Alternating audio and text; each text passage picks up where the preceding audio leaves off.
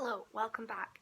So something really crazy happened this week and I thought I'd share it with you, make a little video out of it because I can't really believe this has happened. So essentially Radio 1 have done Jan Slam prizes every morning in January, and for the 15th my mum won us tickets to go and meet Bring Me the Horizon and see them perform in their studio in Sheffield, right in front of us, and then we get to have lunch with the band and hang out with him and Annie Mac and just basically hang out with them all day while Annie Mac interviews them for her show at night time. Radio 1 have laid on a hotel for us. They got us down to Sheffield last night. It is now Thursday. My mum got the phone call while I was at work, and my work came to me and they were like, oh, you're all over the radio, like someone's won you tickets or something. So my manager's like, okay, go sort it out. So come back half an hour later and I'm like, my mum's won tickets, and my manager's like, oh, go home and go and celebrate. And the word just spread and now everyone's incredibly jealous that we've got this. The chances of this happening are like 1 in tens of thousands, so I'm so lucky and I'm so happy to be here, and we've tried this competition many times, and to have it finally happen to us is so exciting. The people at Radio 1, big shout out, thank you for putting us up in this lovely hotel, and thank you for being so kind to my mum on the phone when she was breathing really hard down the phone and she was getting really excited. You're really kind, and you've done the best you could of getting us down here to Sheffield at short notice from all the way from Stirling, so I really appreciate that. So yeah, today we go and meet Bring Me the Horizon, and I'll keep you updated throughout the day because I am so excited. Lunch there, and it's apparently it's all vegan, like a vegan. Okay. So those guys are all vegan. Is that the whole thing with him? Yeah. Owning thing, right? Okay. Yeah. Wow. I know. Okay. But apparently the food's good. So. Oh, hey, it didn't really matter with it. Yeah. No, I just feel a little under tattooed today. That's. I know, me too. You should have got some temporary ones. Yeah. matching ones. I love Ollie Sykes, I love her. Yeah. You know, that's So what's so strange, amazing yeah. about today. You think of all the tens of thousands of people that phoned in, and Greg phoned me. That's actually what's It's totally amazing. It's like I think there were about 20,000 Oh my entries god. or something, and it's just generated by this system where all the correct answers, it just like scrambles it and then puts one at the top, so we just dial the number. So like, that's don't- even more amazing. I mean, Yeah. you can't understand how many times we've done Jan Slam. Yeah. We used to do it before I left school. We used to do it every single morning in the car to school with our friend Zara, which is why Mum shouted out her, because we usually just, like last year I'm pretty sure we did it every single day. Because we were wanting festival tickets and concert tickets and Yeah, everything. And then so it was just so bizarre that it was great. It must be so weird.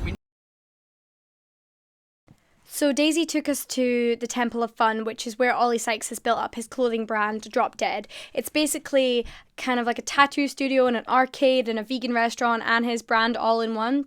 It was a crazy place. There were so many people there. There was loads of dogs all around the place, and the place had a kind of like church and like sacred saint kind of theme, and you could tell that a lot of thought had gone into this, and I think Ollie's really creative person. I mean, you can see that from the Bring Me the Horizon videos, and it was just such a fun place to spend the day, so we spent a lot of the day there and had a wee look around, and it's just the most insane place. I think he bought the building about 7 years ago, and from then he's just put all his time, effort and money into it, and it's turned out the most beautiful space to work in. And I can understand why he doesn't want to live in London, because Sheffield is his home and he's made this incredible place there, so it just works so perfectly, and to be there was so cool. Basically, You allowed to take photographs and written and stuff like that, recorded. is that right? Yeah, take pictures. Yeah, If you want me to take photographs of you, or anything. and then we went to LA to actually go down the tracks. But this is where the basic backing tracks were done, and all the writing and recording was done. So after being shown around that room you just saw, which was kind of where the album was written and recorded, where the band had slept, basically stayed in there all day, wrote and recorded all day, and then went back to bed, and then got up the next morning and stayed in the same room, and I think that's where all the magic had happened. So after that we went to the live gig, which was downstairs in the basement of this incredible building. And the audio for some of this is going to sound a little bit weird because it was being filmed for radio, which meant that inside the truck you could hear it perfectly like the normal recording on the album would sound, but inside in the little gig area you can only hear the drums and the live instruments. Ollie's voice is actually through a mic that was only going to the van outside, so essentially when they record for radio they have loads of different mics on all the different instruments, and each one is done separately. So when you're in the actual area where they're performing, you can only hear the loudest instruments, which here were the guitars and the drums. You'll see that in a second, so it sounds a little weird, but to be this close to the band was absolutely unreal. I recorded quite a lot of the songs. Some of these are full songs, and I'll just post as much as I can. The audio on this does sound weird. I'm sorry. It's not like what I was recording on. It is how they were recording it for radio, and in the back of some of these clips you can hear Chris from Radio 1 explain to me how that was all working, which was absolutely incredible. And to be there and have the band play while I was standing right in front of them was absolutely incredible. So here's a little clip from Follow You, which was probably the best song that they recorded that day, and it just made the biggest impact in the room that we were standing in.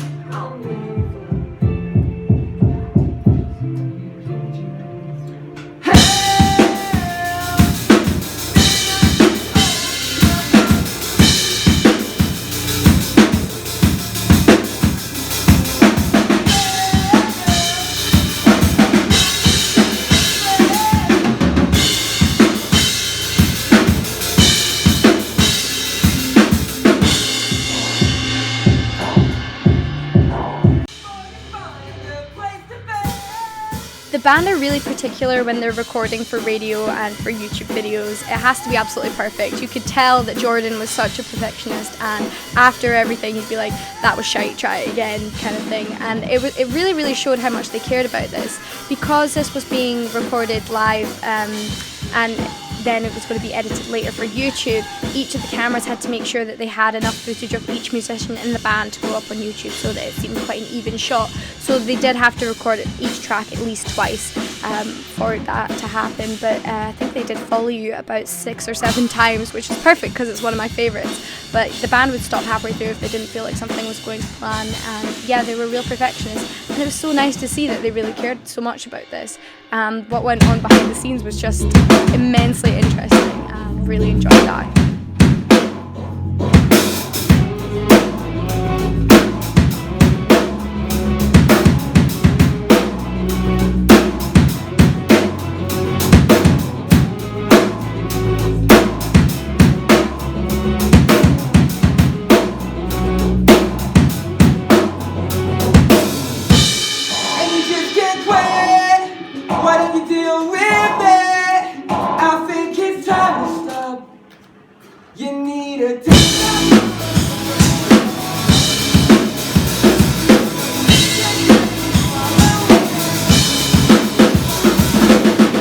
So after the band were completely happy with how their live performances had gone, they went upstairs to record an acoustic version of a Billie Eilish song. We weren't allowed in the room for that because it had to be completely soundproofed, and having people in the room would have upset the acoustics. So we just chatted to the band after. They were so lovely. They'd been nominated for a Grammy Award, which they're hoping to pick up this week. And the band were so excited about it, and I talked to them all about flying to America and how they were getting really big in the States, and each of them were so genuine. Afterwards, I was given drumsticks and picks, and I got a picture with the band, and I spoke to Ollie about the building that he'd created and his vision behind it, and he was so appreciative that people had actually enjoyed coming to his place, not only like to see the band perform, but to come and just have lunch there in the vegan restaurant, to come and get tattoos, and just play in the arcade. When I was there was so many families, and I talked to him about that, and I said, this is really cool how it's just a place in Sheffield that you've created that the community can come and hang out at. And he said, yeah, it really means a lot to me that people are using this venue as a place to chill out and just play video games, and that's exactly what I wanted to create. So, you know, thank you so much for supporting my ideas. You can really tell that Ollie's quite a shy person, but he has so many amazing ideas, which is why his music videos are insane. If you haven't yet, go and check out the video from Mantra.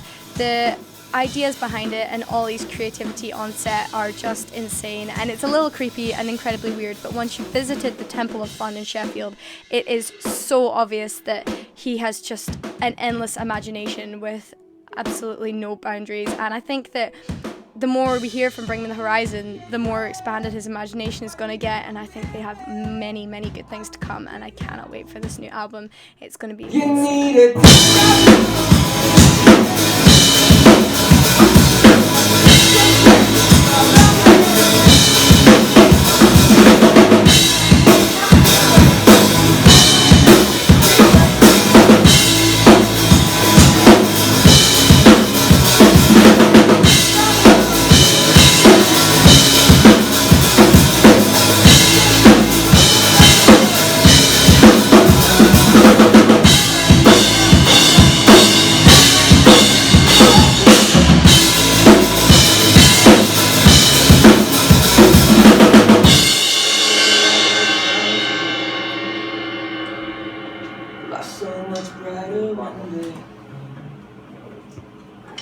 Oh, I forgot the lyrics. Are you saying shit?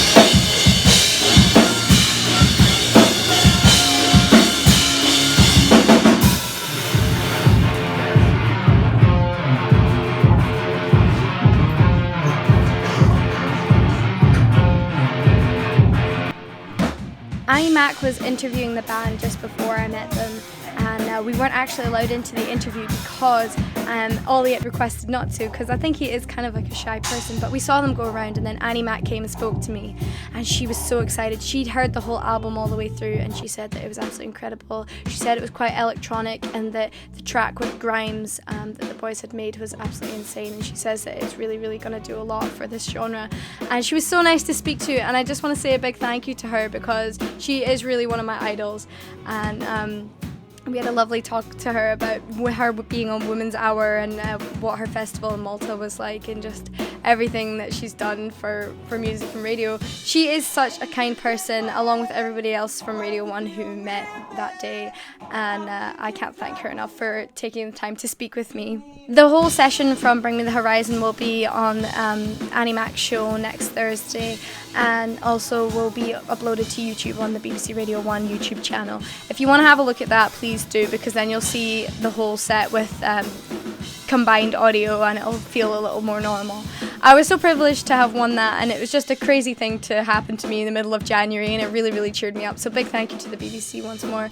Thank you guys for sitting and watching my vlog. It was kind of a bit weird to do my first kind of vlog, and I know that the footage is kind of crap, and that I'm not very good at kind of filming in public. A lot of it is to do with me being told off by security, other events, for filming people. They didn't seem to mind, but you know, I'm always conscious of it, so that's why some of the footage isn't as good as it probably could have been. However, I hope this kind of shows you a little bit about the Temple of Fun and what Bring the Horizon put into recording live sessions. I also want to say a big thank you to Craig, who met us. You'll see a little clip of him when we were in the recording room. He manages the band and also another band, While She Sleeps, from Sheffield as well, and he is kind of the guy that found the band and made them, and he flies all around the world with them, and he's going to the Grammys next week with them as well.